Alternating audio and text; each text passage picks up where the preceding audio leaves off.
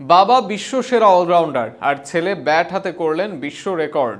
Chris গেইলের record ভেঙে মাত্র 51 বলে খেললেন 156 রানের ইনিংস।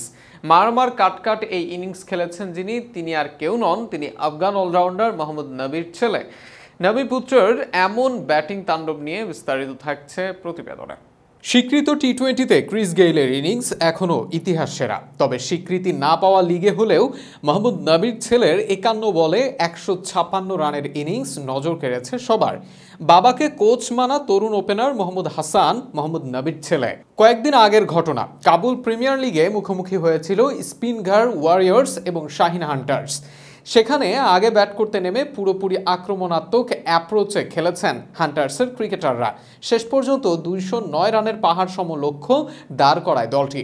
প্রথমে এই টার্গেটকে স্বাভাবিকভাবে অনেক বড় টার্গেট মনে হচ্ছিল, তবে মোহাম্মদ নবীর পুত্র যেন এটিকে মামুলি টার্গেট প্রমাণ করেন।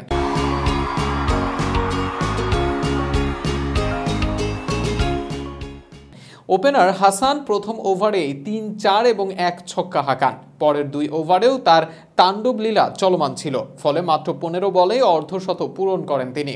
এরপর আরও মারকুটে মনোভাবে ব্যাট চালান এই ব্যাটার। পাওয়ার প্লে শেষে তার নামের পাশে ছিল 29 বলে 99 রান। অথচ অন্য প্রান্তে জালাত আলী তখন কেবল 10 রান করেছিলেন 7 বলে। 12তম ওভারে এসে শেষমেশ আউট হন এই তরুণ। ততক্ষণে অবশ্য 19টি ছক্কার মারে 45 বলে 150 রানের মাইল ফলক স্পর্শ করে ফেলেছেন তিনি। স্বীকৃত টি-20তে এক ইনিংসে সর্বোচ্চ ছক্কার রেকর্ড আছে ক্রিস গেইলের ঝুলিতে। বিপিএলে এক ইনিংসে 18টি 6 মেরেছিলেন গেইল। তবে রংপুরের সেই ইনিংসের চেয়েও একটি 6 বেশি হাঁকিয়েছেন হাসান। যদিও তার এই টুর্নামেন্ট এখনও আইসিসির স্বীকৃতি পায়নি। নিজের বাবা মোহাম্মদ নবীকে নিজের কোচ মনে করেন হাসান। আগের এক সাক্ষাৎকারে হাসান নবীকে বলেন, ক্রিকেট নিয়ে আমার প্রথম স্মৃতি হলো টিভিতে বাবার খেলা দেখা।